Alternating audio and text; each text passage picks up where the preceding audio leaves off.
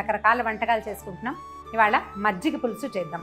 సాధారణంగా మజ్జిగ చారు ఇలాంటి పదాలు వింటుంటాం. ఈ మజ్జిగ చారు మజ్జిగ పులుసు అంటే ఒట్టిగా మజ్జిగలో కొంచెం తాలింపు వేసి, ఓ పచ్చిమిరపకాయ వేసి, ఓ టమాటా వేసి పెరుగు పచ్చడిలాగా ప్రజెంట్ చేస్తారు. సాధారణంగా మజ్జిగ చారు అంటే అదే. మహా అయితే ఆ తిరగమాతలో కొంచెం ఉల్లిపాయ కూడా వేసుకుంటూ ఉంటారు. కానీ మనం అట్లా చేయం.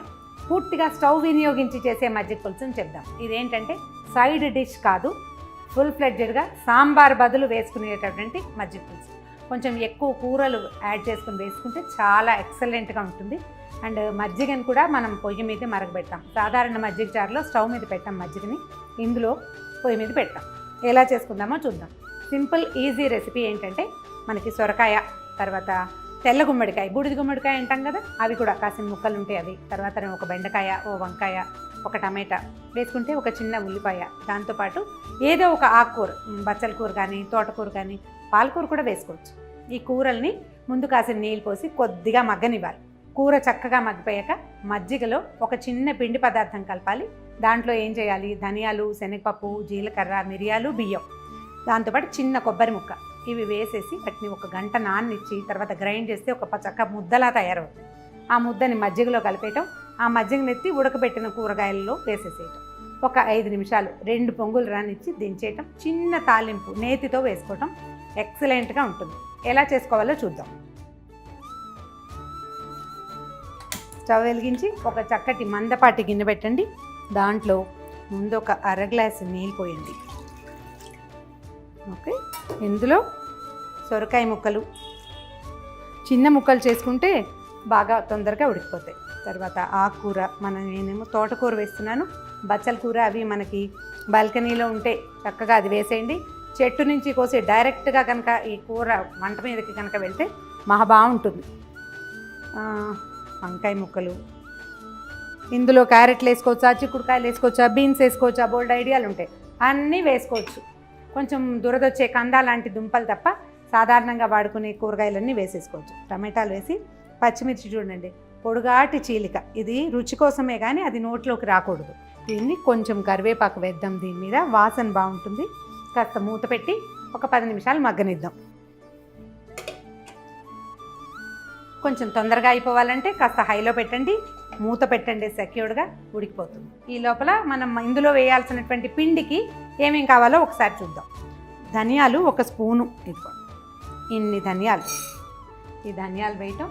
తర్వాత కొద్దిగా శనగపప్పు, మనం ఎంత ధనియాలు వేసామో అన్నక్కర్లేదు, కొంచెం తక్కువగా ఆ మాత్రం శనగపప్పు వేయాలి. తర్వాత అంతకంటే కొంచెం తక్కువ జీలకర్ర, కాసిన బియ్యం, కొద్దిగా బియ్యం వేస్తే పులుసుకి చిక్కదనం వస్తుందన్నమాట. దాంతోపాటు కొన్ని మిరియాలు, తర్వాత కాస్త ఒక 3-4, ఒక 2-3 ఎండుమిర్చి, ఇదిగో ఇన్ని ముక్కలు వేసేసి దీన్ని నీరు పోసి నానబెట్టాలి. ఒక అరగంట నానబెడితే, అంటే మనం పులుసు ఉడకబెట్టడానికి మొదలుపెట్టి కూర ముక్కలు తరుక్కుంటాం కదా, అప్పుడే కనుక నీటిలో వేసేస్తే మనం మొత్తం పదార్థం తయారయ్యే టైంకి అది నానిపోతుంది. ఒకసారి గ్రైండ్ చేసేసి మజ్జిగలో కలిపేసుకోవటమే. దీనికి ఏంటంటే మనం చేసే ఈ గిన్నెడు పులుసుకి ఆ మాత్రం ఒక కొబ్బరి ముక్క వేస్తే బాగుంటుంది. ఎండు కొబ్బరి వేయబోకండి, వాసన బాగుండదు. పచ్చి కొబ్బరి వేస్తేనే టేస్ట్. ఈ పప్పులు మునిగేలాగా నీళ్ళు పోయండి, ఒక అరగంట నానేస్తే సరిపోతుంది.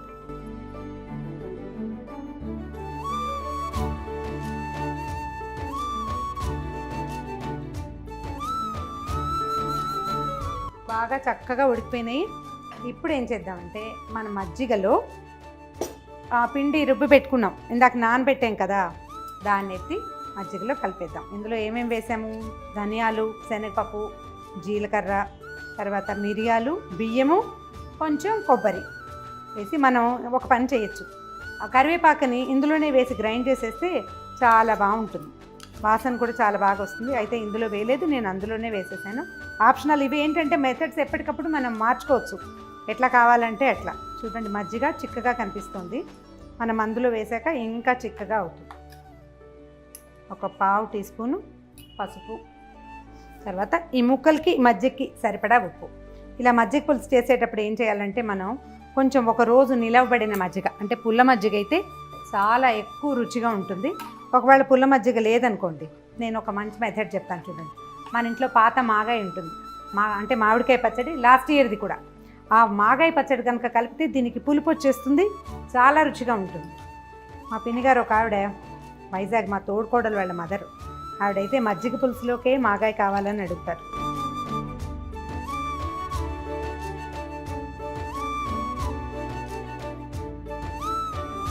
దీన్ని ఒక 5 నిమిషాలు కనీసం ఒక పొంగు వచ్చేదాకా స్టవ్ మీదే మరగనిద్దాం. ఇప్పుడు ఇది ఒక రంగులో ఉంది చూడండి, అంటే ఎర్రగా లేదు, కొంచెం ఎలోయిష్గా ఉంది కదా.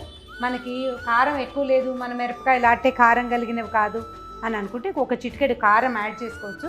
అది ఆప్షనలే, ఎందుకంటే మనం ఎండుమిర్చి వేసాము, మిరియాలు వేసాము, పచ్చిమిర్చి ముందే వేసాము, కారం సరిపోతుంది. ఇంకా కలర్ఫుల్గా కావాలంటే ఒక చిటికెడు కారం యాడ్ చేసుకోవచ్చు, లేదా దీన్ని ఇలాగే 2 పొంగులు రానిస్తే సరిపోతుంది. కొద్దిగా ఉప్పు సరి చూసుకుంటే మజ్జిగ పులుసు ఎక్సలెంట్గా ఉంటుంది. పొంగు వస్తుంది చూడండి, ఇంకొక పొంగు రానిద్దాం. ఈ లోపల మనం ఇందులో ఏం చేద్దామంటే కొద్దిగా అంత కొత్తిమీర వేసిద్దాము. తర్వాత చిన్న తాలింపు పెట్టేద్దాం. తాలింపు ఒక దీంతో పాటే చేసేసేయచ్చు. ఈ మజ్జిగ పులుసు తాలింపుకి ఒక చిన్న తిరగమాత పెట్టేసేద్దాం. ఇందులో నెయ్యితో తిరగమాత పెడితే ఎక్కువ రుచిగా ఉంటుంది, వాసన చాలా బాగుంటుంది. పొంగేస్తానంటుంది, వాసన చూడండి బాగా వస్తుంది బ్రహ్మాండంగా.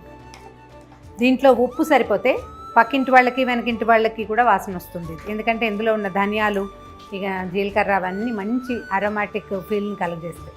2 మెంతి గింజలు, 2 అంటే ఇవి లెక్క పెట్టండి అని అడగండి, చాలా కొంచెం, జస్ట్ ఒక పించ్, అదొక అలవాటు అనమాట. మజ్జిగకి మెంతులు చాలా బెస్ట్ కాంబినేషన్.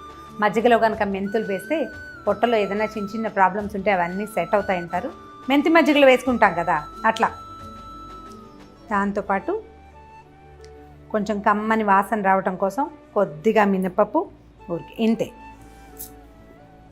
తర్వాత ఆవాలు చిటిపట్లాడాలి, రుచిగా ఉంటుంది, కొంచెం అందంగా కనిపిస్తుంది. తర్వాత జీలకర్ర,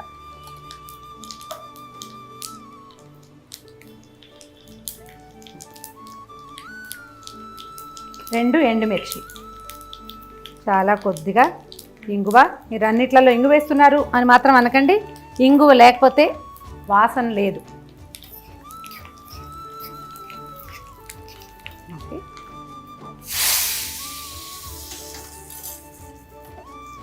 వాసన వస్తుంది చూడండి మంచి బ్రహ్మాండంగా. అయితే దీనికి స్టవ్ ఆపేసేద్దాం. చిన్న కుక్స్ టచ్ ఏంటంటే దీంట్లో మనం చాలా శనగపిండి వేసాం కదా, అంటే పప్పు వేసాం కదా, అది అరగడానికి ఇంత అల్లం ముక్కని చివరిగా గ్రేట్ చేసి వేసేసేయండి. ఇది పప్పులో ఎందుకు గ్రైండ్ చేయలేదు ఇలాంటివి అడక్కండి, చివరికి చేయాలి. దీన్నే కుక్స్ టచ్ అంటారు. ఇది అంటే ఈ పైన వేస్తే సన్నగా కోరింది, పైన పడితే దీని రుచి వేరు, ముందే వేసేసి ఉడికిపోతే రుచి వేరు. మనం స్టవ్ ఆపేసాం కదా. ఓకే, మొత్తం వేసేసాము. ఇప్పుడు చూడండి, కమ్మని మజ్జిగ పులుసు రెడీగా ఉంది. దీన్ని పుల్లగా చేసుకోవాలంటే మాత్రం ఒకరోజు మజ్జిగని నిలవబెట్టి చేసుకోవాలి. అదర్వైజ్ కొంచెం చిన్న మాగాయ ముద్దని కలిపితే దీని రుచి చాలా ఎన్హాన్స్ అవుతుంది. మాగాయ కొంతమందికి అరగదు కాబట్టి అది వదిలేసిన నిలవబెట్టిన మజ్జిగతో చేయండి, మజ్జిగ పులుసు చాలా బాగా కుదురుతుంది.